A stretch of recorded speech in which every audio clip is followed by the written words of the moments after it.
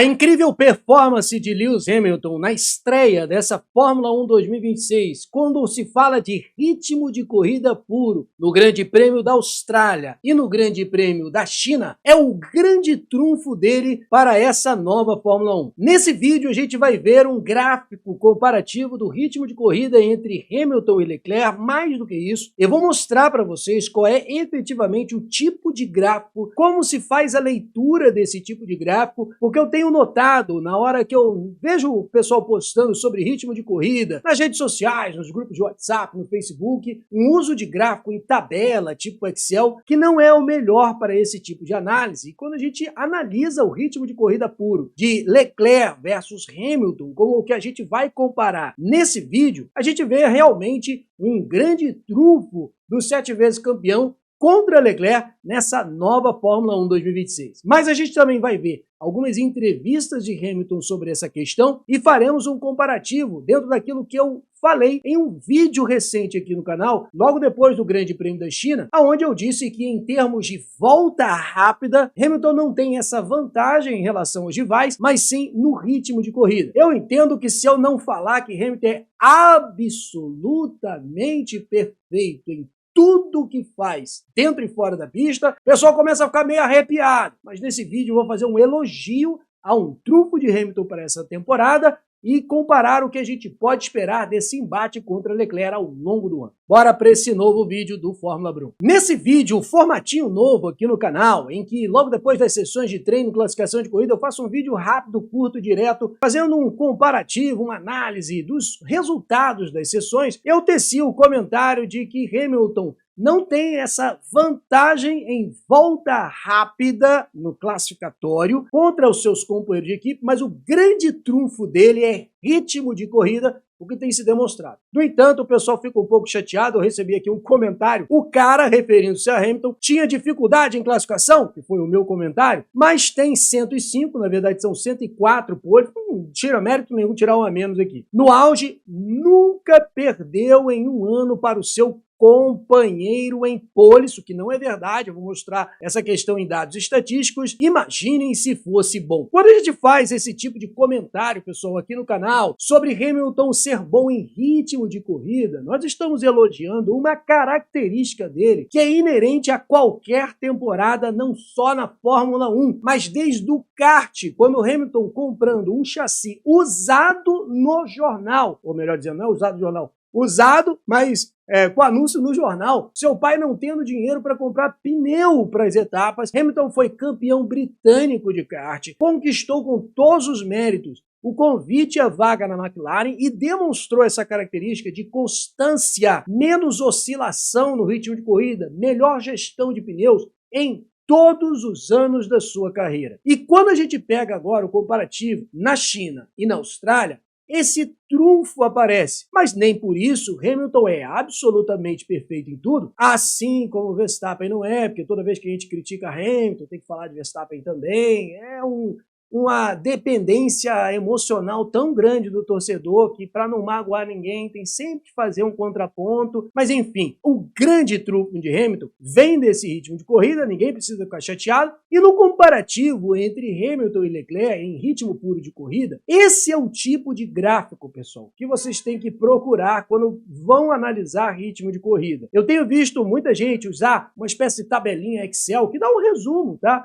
do ritmo de corrida, mas tem muitos erros naquela tabela. Esse tipo de gráfico aqui é perfeito porque ele considera algumas questões. As voltas em tráfego são marcadas com uma legenda, as voltas que não tem tráfego com outra legenda, voltas com pneu macio, voltas com pneu médio. Com isso você tem um gráfico comparativo de todas as voltas do piloto e se tira uma média de ritmo de corrida, que eu vou mostrar no gráfico com Leclerc, que Hamilton vem superando nesse quesito. Então, quando vocês forem procurar gráficos de ritmo de corrida, procurem desse tipo. Eu vou trazer aqui um gráfico de uma corrida que deixa vocês tudo arrepiado, tá? 2021 em Abu Dhabi, para citar uma estratégia da Red Bull naquela corrida. O ritmo de corrida de Verstappen estatisticamente era melhor do que Hamilton naquela prova, 27.8 contra 27.9, e isso mostra que aquele discurso da Red Bull de vamos manter a pressão e a pressão está em cima de um gráfico gráfico estatístico que gera uma estratégia para a equipe. Então, procurem esse tipo de gráfico, pessoal, para vocês verem ritmo puro de corrida, que é o Median Lap Time. Vou falar mais sobre isso nesse vídeo. Quando a gente vê Austrália versus China, o ritmo de corrida de Hamilton, lógico, 1 minuto tem 60 segundos, mas eu estou juntando todos os segundos da volta, 83,43 segundos para Hamilton contra 83,51 segundos para Leclerc. Hamilton supera Leclerc com uma vantagem de 8 centésimos, tá? 8 centésimos, é uma vantagem assim ínfima, mas é uma vantagem, não se nega que é uma vantagem. E com relação ao Grande Prêmio da China, 98,95 segundos contra 99,02, Hamilton também supera um pouco menos, 7 centésimos, é uma vantagem ínfima, mas é uma vantagem. Numa conclusão, análise aqui, a gente pode considerar o seguinte: Leclerc, embora tenha terminado no pódio, isso falando da Austrália, em P3 e Hamilton em P4, os dados de telemetria e análise de ritmo médio, aquele mean lap time que eu mostrei nos gráficos anteriores, mostram que Hamilton foi marginalmente pouco, mas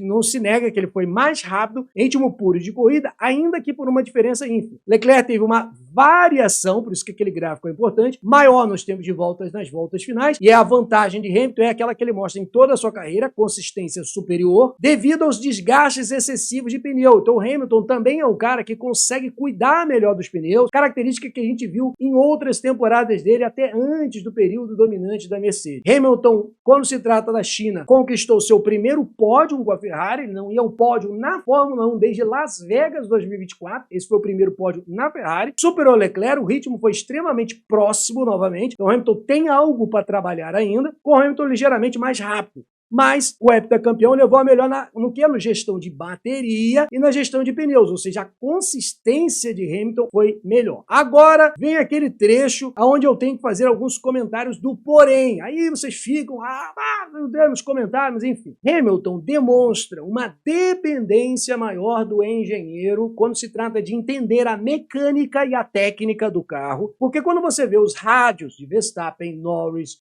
Leclerc, Russell, há uma iniciativa desses pilotos de dizer algo específico da parte técnica e mecânica do carro, de dizer não para o engenheiro em algumas coisas, enquanto o Hamilton, quando vê uma dificuldade no carro, fala: estou sem potência, faz alguma coisa. Isso não sou eu que estou dizendo, é o próprio Hamilton que admite em entrevistas, como por exemplo nessa que ele diz: não entendo exatamente como esses novos motores funcionam, mas eles, Mercedes, não mostraram essa potência nos testes que agora conseguiram potência extra de algum lugar. Entenderam o que é isso? Espero que não seja essa tal coisa da taxa de compressão que seja apenas potência pura. Isso é uma fala dele, não sou eu que estou opinando que Hamilton não tem essa interação com a engenharia, o simulador e tudo mais. Ele é quem admite isso. E não só isso, Hamilton, em algumas declarações na pré-temporada, falou a seguinte questão: acho que nenhum dos fãs entenderá, mas tudo é tão complexo, ridiculamente complexo. Tive 7 reuniões em um dia e os engenheiros nos explicaram tudo. Não sei, mas parece que vou precisar de um diploma para entender completamente o carro. Estou confuso, é frase dele. Inclusive, por isso eu fiz na pré-temporada um outro conteúdo aqui no canal, não esse que está na sua tela, que é a nossa live dessa segunda-feira, dia 16 de março. Se você quiser interagir comigo, participa, eu vou deixar o link no final desse conteúdo. Mas esse vídeo que eu publiquei, Estou Confuso, que deixa os torcedores aí bem uriçados, é em cima dessa declaração de Hamilton. Agora, olha o que ele diz ainda. Em termos de gerenciar energia, é até bem simples. Aqui está o trunfo de Hamilton. Pelo amor de Deus, será possível que o pessoal, eu entendo que tem 2 tipos de torcedor. Tem o torcedor que gosta da engenharia, que é torcedor do Hamilton, mas que entendeu algumas limitações dele que ficaram evidentes na geração efeito solo. Mas será que a gente não pode criticar nada? Será que tem que falar que ele é perfeito em absolutamente tudo? Senão o pessoal fica magoadinho. Ele tem essa característica de entender o ritmo de corrida e olha o que ele fala. É bem simples. Agora, olha o restante que ele fala. Talvez em ritmo de corrida seja diferente para mim. Talvez em ritmo de corrida seja diferente para mim. Eu mostrei isso naquele vídeo em que ele fala: estou confuso na pré-temporada, e comentei que essa era a qualidade dele. Como vocês podem ver, mas também a equipe criou um sistema que assim que eu terminar uma volta, o algoritmo Sebastian aprende a minha forma de pilotar para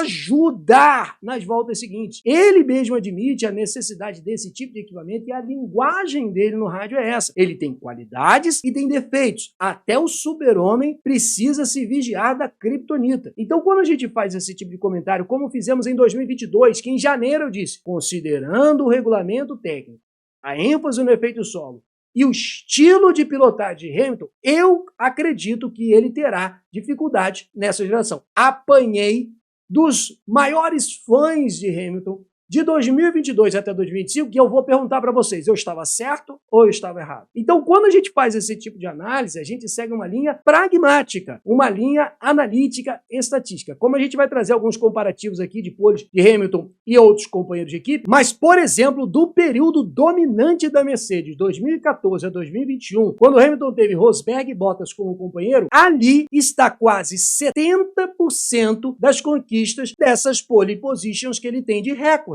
Há um fator que faz com que ele tenha esse número expressivo, que é um período de domínio da Mercedes. Quando você pega 2007 a 2012 na McLaren contra Alonso, Kovalainen e Button, o placar é 22-5. Depois, em 2013, contra Rosberg, 5-3. 2022 a 2024 contra Russell, ele perde de 5-1. E 2025-26, perde ainda para Leclerc, se você considerar as sprint race e tudo mais, de 5-4. Ou seja, 26,2% de poles no período antes da era dominante da Mercedes e 4,6 poles apenas depois que ele saiu de um time e de um período dominante. Quando a gente faz o comparativo de poles de Hamilton por período na Fórmula 1, o período, equipe e também as poles, aquilo que é a ênfase da época, no período 2007 a 2013 dos motores V8, período McLaren e Mercedes, e também 2014 a 21, na Mercedes dominante da era híbrida, e agora Mercedes-Ferrari no efeito solo e nesses motores meio elétrico, meio a combustão 22 a 25, você tem dessas 104, 72 poles feitas no período dominante da Mercedes. Isso tira o mérito de Hamilton? Não! Não tira o mérito de Hamilton. Hamilton é um excelente piloto, porque quem conquista um campeonato britânico com kart de segunda mão, com todas as dificuldades financeiras, conquistou com méritos a vaga na McLaren, todo o patrocínio que teve ao longo das categorias de base. Os títulos na era dominante são de um piloto capaz de pegar um carro e entregar consistência. Hamilton é um dos melhores pilotos da Fórmula 1, mas ele não é perfeito. Podemos combinar isso? Isso ficou evidente na era de efeito solo. E agora, nessa era recente, o trunfo dele é ritmo de corrida. É claro que ele pode melhorar em classificação, é claro que ele pode melhorar em outras questões. No entanto, quando a gente vai nesse tipo de comparativo, temos 27 poles no período antes da era dominante e apenas 5 nesse período em que ele tem essas dificuldades com o efeito solo. Quando se diz que Hamilton nunca perdeu para um companheiro de equipe, isso não é verdade no comparativo com Rosberg, porque, por exemplo, 2013, de 5-3, ele tem uma vantagem de 62,5%, mas em 2014 ele perde para Rosberg de 11-7, com vantagem de 61% para favor de Rosberg, ou seja, não é verdade aquela afirmação de que ele nunca perdeu para um companheiro de equipe no período. Quando você vai nos outros períodos, eu peço desculpas porque eu copiei e colei aqui o dado nominal de poles, mas o percentual fica correto a favor de Hamilton, deveria ter invertido esse número. De 2016, então, são 12-8, Hamilton vence. Agora preste atenção no somatório. No somatório total, 35-29, Hamilton tem 54% de supremacia. É praticamente um empate técnico. Não à toa. Quem acompanhou aquele período sabe que a diferença média de tempo entre os dois durante esses 4 anos foi de 0,045, 4 centésimos e meio. Por isso, embora Hamilton tenha terminado com 6 poles a mais, a sensação na época de quem assistiu era de um empate técnico constante. Por isso, Rosberg é até hoje o companheiro de equipe que mais vezes derrotou Hamilton em sessões de qualificação pura. Outro grande trunfo de Hamilton para essa Fórmula 1 é o engenheiro Carlos Santi. O período em que Hamilton viveu no relacionamento com o Ricardo Adami em 2025, Adami tem geralmente uma maneira de falar no rádio mais prolixa, mais demorada, não dá informação tão precisa, embora seja um grande engenheiro. E o Carlos Santi, que foi engenheiro de Kimi Raikkonen, é um cara mais direto, objetivo. muito semelhante ao modo de trabalhar de Pete Bonington, que foi engenheiro de Hamilton no período Mercedes. Por isso, esse relacionamento com o Hamilton ajuda, mas ainda assim ele depende do engenheiro para que o engenheiro diga a ele qual é o problema do carro, o que tem que fazer, porque ele mesmo admite em suas entrevistas todas essas dificuldades. Por exemplo, digamos que eu trave os pneus e até saia da pista na volta anterior, como a distância foi maior, isso vai afetar o algoritmo para ele aprender como me ajudar na volta seguinte. Eles estão tentando entender e dominar esse sistema, um software que ajuda ele a pilotar, mas todos nós estamos no mesmo barco. É o próprio Hamilton quem admite a necessidade dessa ajuda, o que não diminui em nada o mérito e o trunfo que ele tem em ritmo de corrida, o maior trunfo dele para essa Fórmula 1 2026. Espero que você tenha gostado desse vídeo e não tenha ficado tão arrepiado. No entanto, se você quer debater sobre essa questão, live do Fórmula Brum nessa segunda-feira, dia 16 de março. Eu convido você a debater comigo lá no chat e a gente pode interagir mais sobre tudo que a gente gosta, Fórmula 1 e velocidade. E como sempre, muito obrigado por assistir os vídeos do Fórmula Brum.